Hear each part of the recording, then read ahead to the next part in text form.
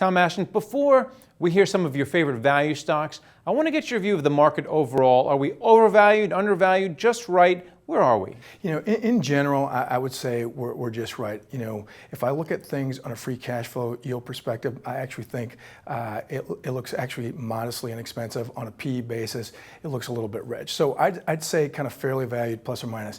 What's interesting though is within kind of the market, there's a number of sectors and areas that we think are particularly inexpensive, and then similarly, or not similarly, but on the other side of that, there's a number of areas in the market that we think are kind of rich, and so we think there's some great opportunities, and we feel like we've purchased those, got them in the portfolio, and are well positioned to take advantage of that. Well, one stock you like is Morgan Stanley. It's down around 1% so far this year, but I guess that's better than the 10% that their rival Goldman Sachs is down. Yep. So why don't you talk about Morgan Stanley? Sure. You know, Morgan Stanley, it's interesting. Under James Gorman, they've been going through this transition where they're increasingly migrating to a wealth management, investment management bias. And so we think over time that is multiple enhancing, more predictable earnings, more capital light.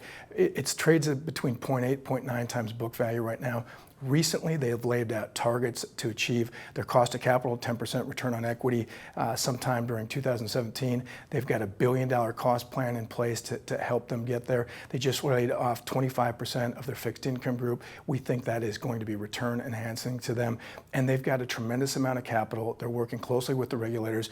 We're seeing them gradually and consistently increase the dividend and increasingly buy back stock. And when you're buying back stock, as you know and as your investors know, at a discount to book value, that is very powerful at compounding over a longer period of time. All right, you're also bullish on Apache.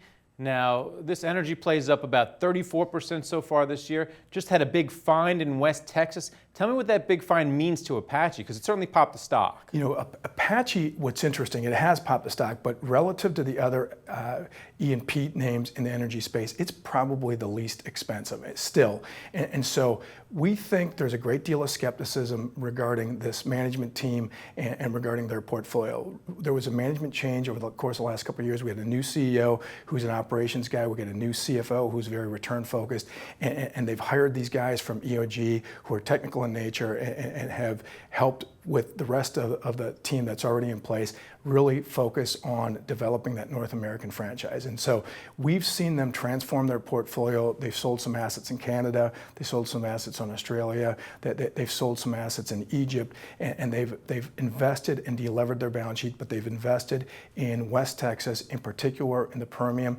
and some of this research or exploration that they've done has resulted in this find in West Texas. And what's interesting about that is they've been aggressively out there buying up property for less than $2,000 an acre, and it's now selling at over $30,000 an acre. And so I think there's a great deal of skepticism regarding the transformation that this portfolio has undergone. I think these guys have done a great job. I think we're going to see throughout the course of the next 3 or 4 years what they've found, and I think that's going to allow that stock to get revalued. All right, and then finally, Mosaic. Now, fertilizer prices, it's been rough this year, and you're seeing potash and aggregate get together because of those low prices. Mosaic's down, I think, around 13% so far this year.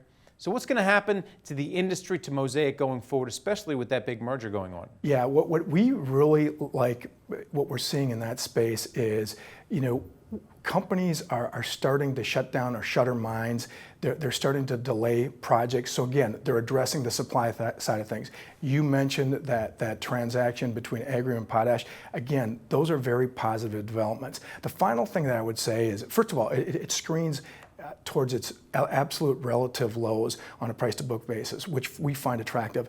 And they've had a couple negative earnings revisions recently, and the stock hasn't budged. So we think a lot of bad news is in the stock is reflected in the valuation and is reflected in the way it responds. And now we're seeing the supply side addressed, and I think that positions them incredibly well when demand returns. All right, well, thanks a lot for coming on and talking about it. Thanks, Greg. Appreciate your time. Yep. And thank you for watching The Street.